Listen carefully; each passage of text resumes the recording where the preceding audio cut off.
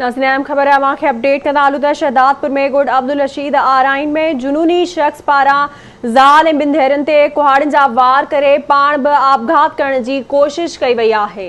अहम ख़बर ताईं पहुचाई पिया। जुनूनी शख्स चीतन कोहली कुहाड़ियुनि जा वार करे ज़ाल ऐं ॿिनि धीअरनि जा गला कपे छॾिया आहिनि, जॾहिं त हमले में जवाबदार जी ज़ाल श्रीमती हीरी ज़ख़्मनि जा सूर न सहंदे फ़ौती वई आहे। अहम ख़बर ताईं पहुचाई पिया त जुनूनी शख्स चेतन कोहली कुहाड़ियुनि जा वार करे ज़ाल ऐं ॿिनि धीअरनि जा गला कपे छॾिया आहिनि।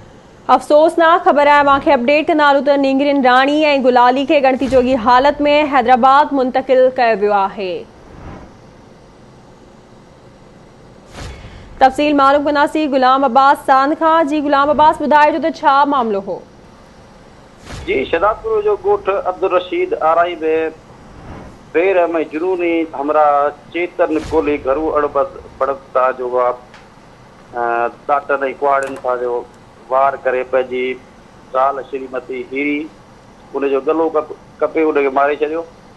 जंहिं बैदि जेको आहे 13 वरनि जी संदसि धीउ जेका राणी ऐं 8 वरनि जी जेका धीउ आहे गुलाली जो गलो कपे उनखे ज़ख़्मी करे छॾियो ऐं बैदि में पंहिंजो पाण ते कुहाड़ियुनि ऐं ॾाटनि जो गलो कपे ऐं उहो पाण बि ज़ख़्मी थी वियो।